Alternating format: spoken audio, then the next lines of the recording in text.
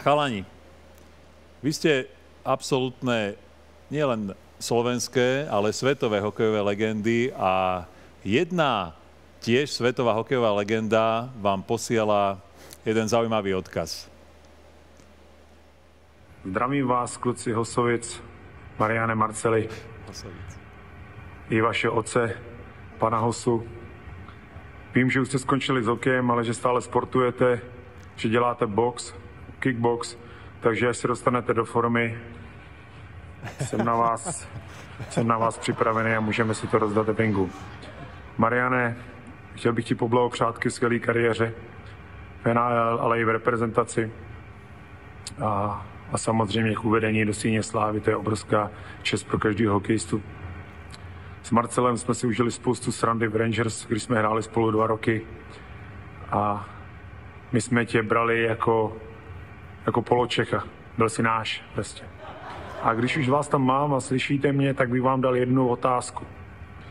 A já jsem během 30 let, co jsem hrál za reprezentaci, českou reprezentaci, je tady jenom jeden tým,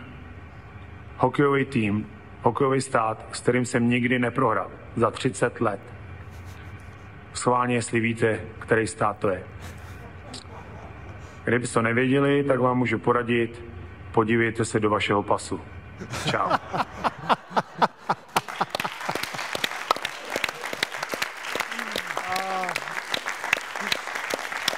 Wow.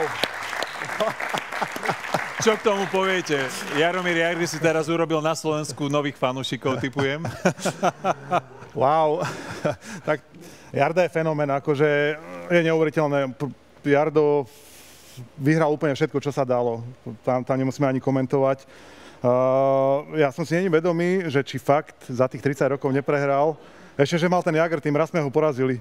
To bol síce Jágr tým, hej. Exhibícia. Exhibícia, takže, ale čo k tomu dodať? Ako je to fenomén, je to pán hráč a obrovská legenda, najlepší Európan v podstate v hokeji, no a ten vyhral úplne asi všetko. A čo by si povedal k tomu, že sa z tvojho brata stal poločech? Tak my sme bratia v podstate, vieš, my sme tak vyrastali v Československu, tak... Takže to berieme. Takže to berieme, jasné. Ty si s Jaromírom strávil, Marcel, 2 sezóny. Nejaké špeciálne... 2,5? 2,5. Máš nejaké... Ešte mám normálne stále z riavky, keď som ho zbadal, že takýto, jak Maroš hovorí, fenomén a svetová legenda sa o tebe vyjadruje a urobí si srandu. A to on taký je, on má rád srandu a aj niekedy sám zo seba si robí srandu. A pritom za ten čas, čo som tam s ním odohral, bola veľká podsta, že aj z toho vážim, že som s ním mohol byť a hrať v jednom ústve a aj na to hrať v jednom útoku s ním. Čechom sa hralo proti nám, keď mali Jágra v tíme, čo potom sa nám ťažko ich porážalo, že? No, je to pravda, no proste on udával to tempo vždy.